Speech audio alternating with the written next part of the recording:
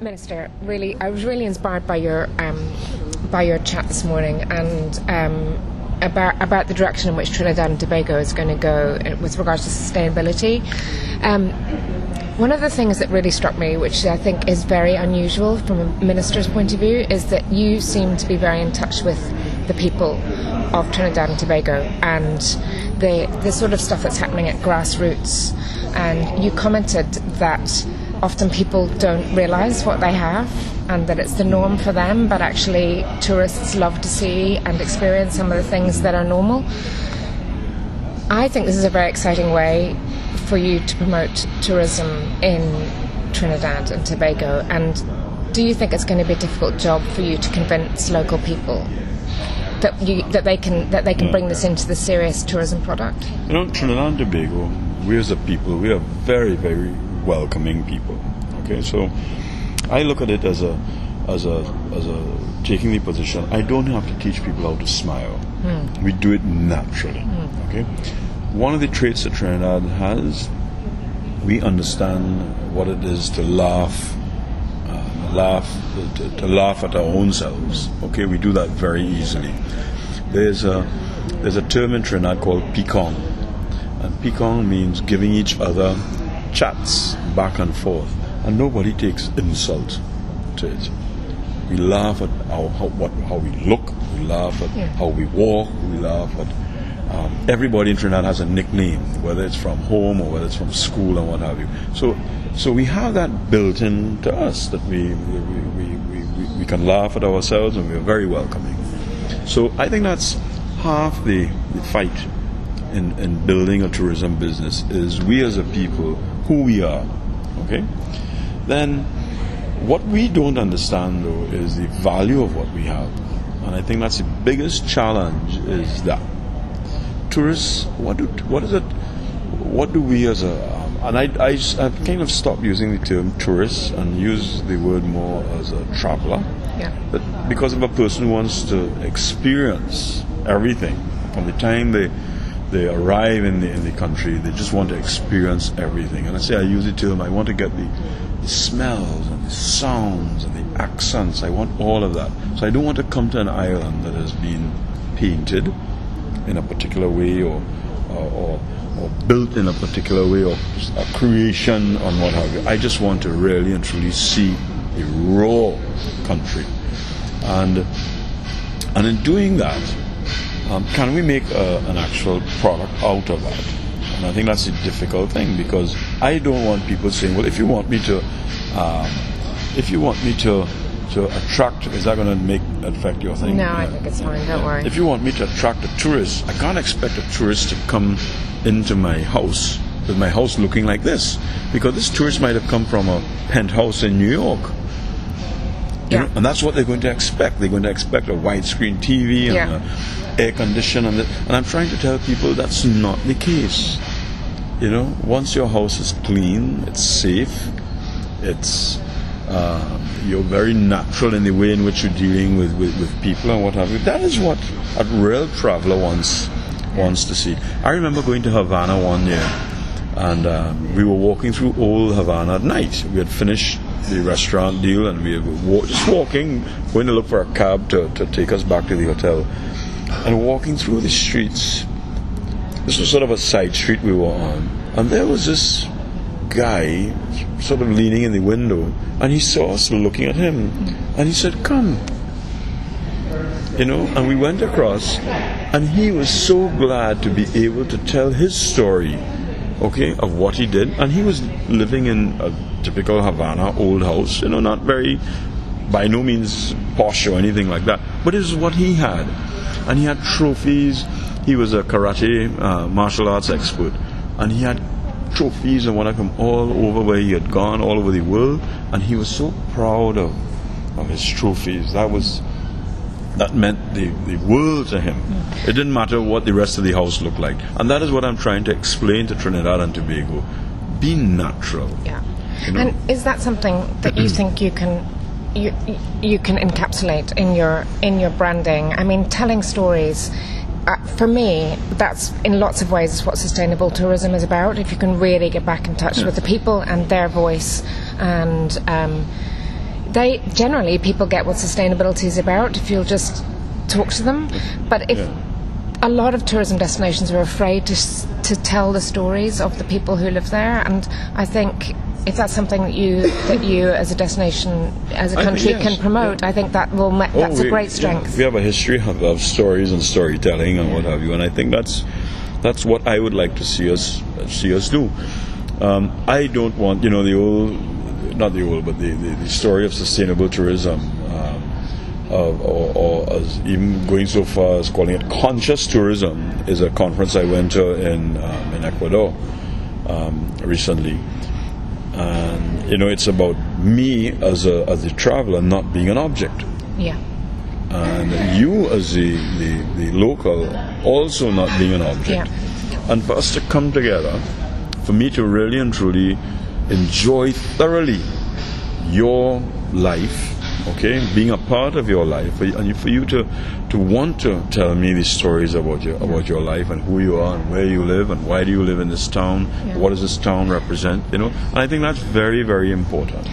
And what mechanisms do you have in place, or what mechanisms would you hope to put in place to enable local people to feel confident to come forward and tell their stories and talk about the products that they think they might have on their doorstep? Well, that's going to be part of our education and awareness program, and we hope to be able to award a contract for that PR company to be doing that very, very soon, which will educate the local population into understanding why it is necessary to do that. Why is it, and again, not teaching you how to smile, but to want to show what you have. I use the analogy, I remembered making a short speech at a garden club, all right? And I used that and I said, if you don't invite people into your garden to show them this beautiful garden that you have, nobody's going to know. Yeah. And nobody is going to be able to appreciate it. And how are you going to feel appreciated if nobody came in and told you, this is beautiful. This is absolutely beautiful. This is stunning, this particular flower and the arrangements and what have you. And that's basically, at the end of the day, what it is. And I want the local population to feel very, very comfortable in their own skin to be able to do that. I think that is a difficult it's a job. Very difficult job. And I think actually, if you can pull that off, then that is going to be your USP, because very, very few destinations have managed to do that. Yeah. There's still a huge divide between the people at grassroots and the ministers like yourself, and just the way you were talking this morning made it quite clear that you do not want that divide to exist, and that's very exciting. Because it's I don't want people to feel from the time they see the bus pull up that there's money has just arrived, okay? And yes, we want to be able to sustain our communities by having tourists go there and and contribute to the economy. But I don't want people with their hands out at every corner, trying to, fleece, not fleece, but trying to get as much value out of this as possible, because that is not sustainable. Because soon enough, of course, the tourists are going to say, don't go to Trinidad and Tobago, because everybody has their hand out for the most minimal service that they want to get paid for it. So it's something that you have to create that balance, because you also want to tell the local population, look, there is a way of making a living.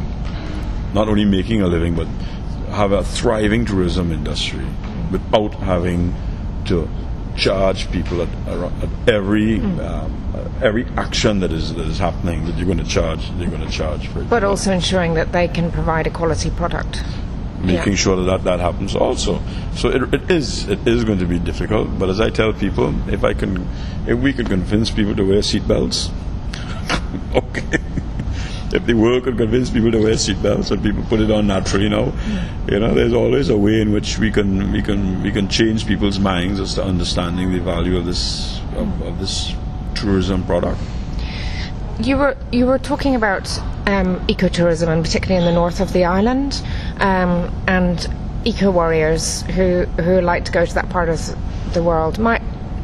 I get slightly nervous when I hear the term eco-warrior, because I feel that... it was a wrong term too. Well, anyway. It's fine, because the term has been around for a long time, but actually I I do believe that ecotourism is going from niche to more into norm, and so I know at the moment you're still devising a sustainable tourism policy, and I would like to encourage you and to celebrate that ecotourism is not kept strictly in a niche or in the north, but that it is incorporated into all aspects. Yes, I mean, ecotourism is not about pristine forests and beaches and what have you. Ecotourism is also about culture. It's also about our festivals, and it's also about how people live, and without a doubt. And yes, if you have a pristine coast and what have you, people tend to think that is all that is what ecotourism is about: bird watching and hiking trails and what have you. And yes, that's the norm for ecotourism. But I'm looking at, for instance, in the community of Grand Riviere, which is the Grand Riviere is famous for its turtle nesting. 20 years ago, there were approximately 40 nestings a night in Grand Riviere. Today, there's a traffic jam, a turtle traffic jam in Grand Riviere, that we have upwards of 300 turtles nesting in one night. There are turtles that are excavating recently laid nests. Okay? It's so bad now. And that came out of what? Conservation of the villagers. This is not people going up there and the government making a proclamation and what have you. NGO after NGO. These are people. The villagers that determine, you know something? What we were doing was wrong. Hunting these turtles and fishing these turtles and what have you. This was wrong. Let's look at it another way. And here it is that the village of Grand Riviere now lives off of the turtle nesting. They went from no hotel rooms to approximately 60 hotel rooms of different, when I say hotel, B&Bs and small facilities, all right? And many of the villagers, either directly or indirectly, live off of the nesting of the turtles. So much so now that we are. When I talk about ecotourism, what I would like to do is to see the village of Grand Riviere be 100% sustainable. Since it's in a rural agricultural area, they can feed themselves. They can earn additional income off of the tourists going up there to view the turtles. They can build other tourism products. There's the Powie, which is an endangered species of bird in Trinidad, the Powie bird, that they have nests up in the Grand Riviere Valley. The Grand Riviere River, of course that's the name, Grand Riviere. So the beautiful, pristine river that they have coming through the village is kept that way, that they can fish in the river, crayfish, freshwater crayfish and what have you. It's one of the few villages where we have actually had an increase in artisanal fishermen as against people getting out of fishing. So that's rare. It is. We have a woman fish. Well, they can't call him a fisherman now. We have a woman fisher person, okay, that has her own boat and what have you. So I look at taking a village like that, and really and truly, how far can we go with this? In other words, can I actually run the Grand Riviere village with sustainable energy, using solar and wind because it's upon the coast? Can I actually get them off of the grid? Are these things that can we do this? Okay, and then Grand Riviere will be 100% self-sustainable, which is, at the end of the day, that to me is real ecotourism. Absolutely. If we can get these communities to live like this, where it's not just eking out a living, but you can educate your children, you can own a house, you can live like any one of us would like to live, with the amenities of communication and this and that and that. In other words, you don't have to live in an eco community and not be in contact with the outside world. So that's what I would like. That's how I like to see it, and I think we can do that. And again, it's all through education. Absolutely, I think education is definitely there. Oh, without a doubt. I don't want to go in there and tell people, okay, guys, this is what we're doing, this is what we're building. And I think, for instance, where I say that we are way behind the pack in Caribbean tourism. What happened in some of the other territories, the all-inclusive enclave, that I don't see that can't be sustainable. Trinidad and Tobago 70 cents of the tourism dollar spent in this country remains on island. 70 cents. The average for the Caribbean is 55 cents. Some territories as bad as 10 cents. I'm sure. Okay? And even if we are at a high of 70 cents on the dollar, I want to be able to increase that. I want to be able to go to 80 cents on the dollar. Now you're talking true sustainability. If you can have that ratio, as much of that staying on island, and you can't do it with the all-inclusive enclaves. Yeah. That's you must be seen as quite controversial for speaking out against the all-inclusive. Well, it works for some. Huh? I don't shoot anybody down. If it worked for you, I'm a happy camper. It's not going to work for us. Our beaches, for instance, all our beaches are public. Yeah. You're not allowed to have a private beach. By law, you cannot own a beach in Trinidad and Tobago. And in an all-inclusive atmosphere, that's a no-no. So I can't do it anyhow. Yeah. Even if I wanted to, I couldn't do it. So the all-inclusives in the rest of the islands, again, if that works for them, that's fine. Yeah. Okay. One last question. In terms of developing your sustainable tourism policy, quite a few countries have ignored or maybe not ignored, but neglected to incorporate some of the human rights issues into their sustainability policies. And I was wondering, is that something that you're aware of, the UN guiding principles on business and human rights, that this is very much part of a true sustainable policy now, that human rights are respected and protected as part of tourism? Yeah, I think in general, especially the Caribbean, in general, we respect that. But I had conversations recently with some small island states, and they were saying some of the initiatives by the UN, by the ILO, for instance, can it really work for us? And I'll give you a for instance. And not necessarily for Trinidad and Tobago, but these are small island states, where you would have a resort, for instance, on an off-island, okay, where your staff lives at the resort. Can you really and truly institute ILO regulations? Can that actually happen? And the answer to that is no. In other words, I can't have staff that can only work for 8 hours, because then I have to provide accommodation for 3 sets of staff, and then you can only work 40 hours a week, and then have to pay overtime after. So, and that's just a for instance, okay? So, what goes for a developed country with a large economy cannot necessarily work in a microeconomy, and some of these territories are microeconomies, and then that if it can't work, and we're not signatories to ILO regulations or what have you, then we can't get the investors, because the investors say, well, we can't invest in a country that is not a signatory. Yeah. And then that creates a problem. Yeah. So yes, I fully support